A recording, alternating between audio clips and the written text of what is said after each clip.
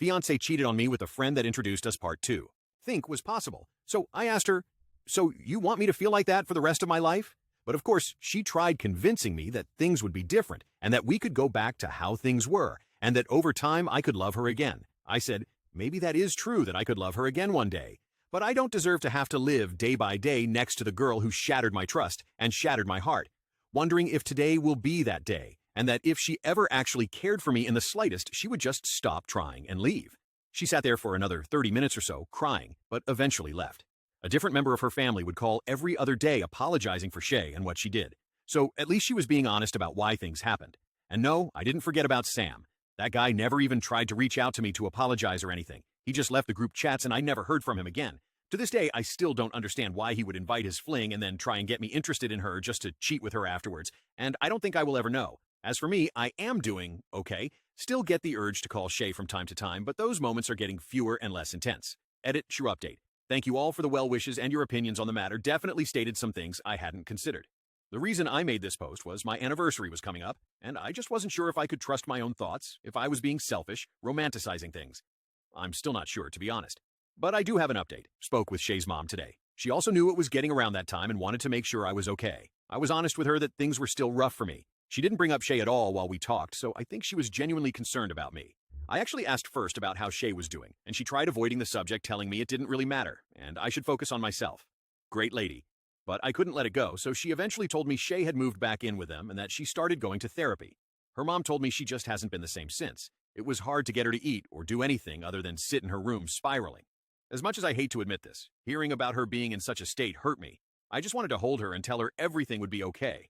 I'm hopeless. I asked if she could tell Shay I would call her tonight after I got home around 7 as I wanted to talk and I had questions for her. I really do appreciate all the advice and reinforcement from people who have been in similar situations and felt comfortable enough to share with everyone, myself included. I didn't think this was going to be an ongoing event, which is part of the reason I felt comfortable posting in the first place.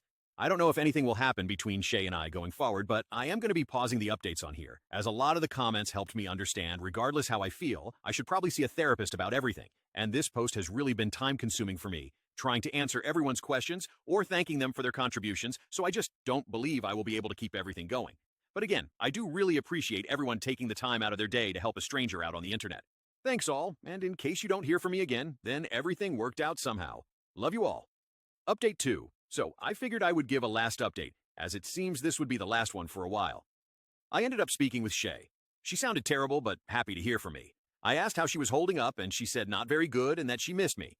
Anyway, I started off by laying some ground rules. I told her that I had some questions for her and that I already knew the answers to, but I just needed to hear her side of things from her, and that if I heard anything even close to a lie or a partial truth, I would hang up, and that would be the end of it. Now, I didn't have any answers really, but figured the threat would help keep her honest. Main thing was the start of our relationship, and why she confessed to me, which she confirmed that she did like me, but only did it because Sam was moving away, and that if he was moving on, then so was she, and that him moving away was one of the best things that ever happened to her because she really got to know me and see how a relationship was supposed to feel. I asked about the photo and who she meant to send it to. I didn't really care, but figured I'd ask. She explained it was for a friend I hadn't met from the years she was dating Sam before she met me. Her friend was apparently one of those poly-free-spirited types that really liked when Sam and Shay were together.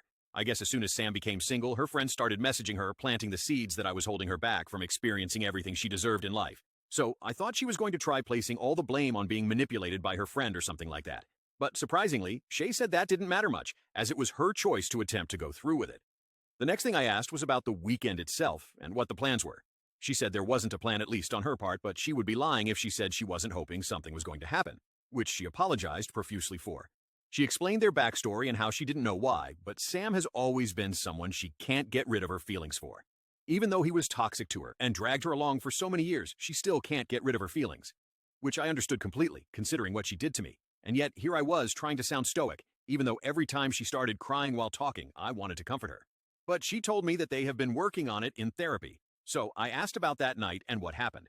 Long story short, from how she described it outside of the kiss, nothing happened, but things would have happened. She said that she just lied to herself that it was okay because it was Sam and not just some guy. That they had history, and I would understand, but she knew what she was doing wasn't right.